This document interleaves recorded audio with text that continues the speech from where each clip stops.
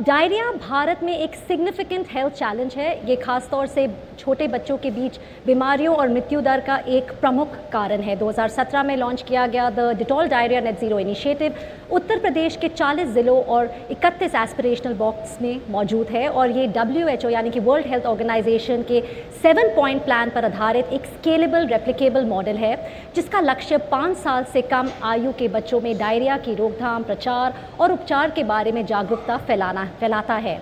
अब आइए चलते हैं हमारे संवाददाता रवीश रंजन शुक्ला जी के पास, जो वहाँ मिर्ज़ापुर ज़िले के छठा गांव के प्राइमरी स्कूल में हैं। ओवर टू यू रवीश जी, हमें बताइए वहाँ पे क्या हो रहा है।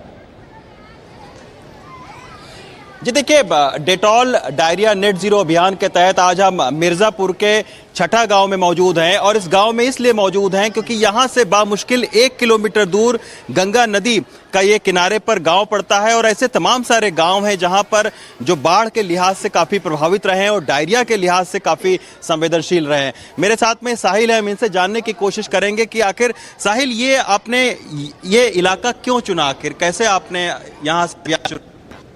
थैंक यू रविश।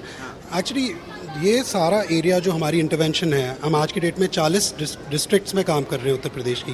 ये सारी डिस्ट्रिक्ट, सारी इंटरवेंशन हमें DG हेल्थ के सपोर्ट से मिली है। तो जो उत्तर प्रदेश की गवर्नमेंट है, उनके जो हार्ड टू रीच एरियाज़ हैं, उनके जो क्रिटिकल एरियाज़ हैं, जो एस्पिरेशनल एरियाज़ हैं, वो एरियाज़ हैं जहाँ पर हमें उनकी तरफ से गाइडेंस है कि हमें यहाँ काम करना चाहिए।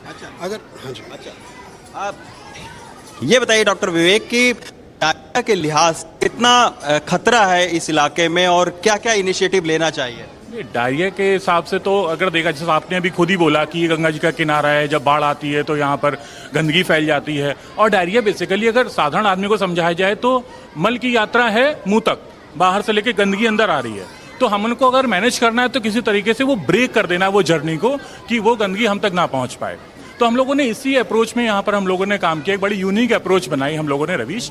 ये था उसमें कि हम लोगों ने सबसे पहले डेटा देखा कि क्या है। डायरिया प्रेवलेंस रेट अगर देखा जाए इंडिया में तो 8.2% है। आज भी 5 साल से कम उम्र के बच्चे जो हैं यूपी में, लगभग 1000 बच्चों में से 46 बच्चे मर जाते हैं।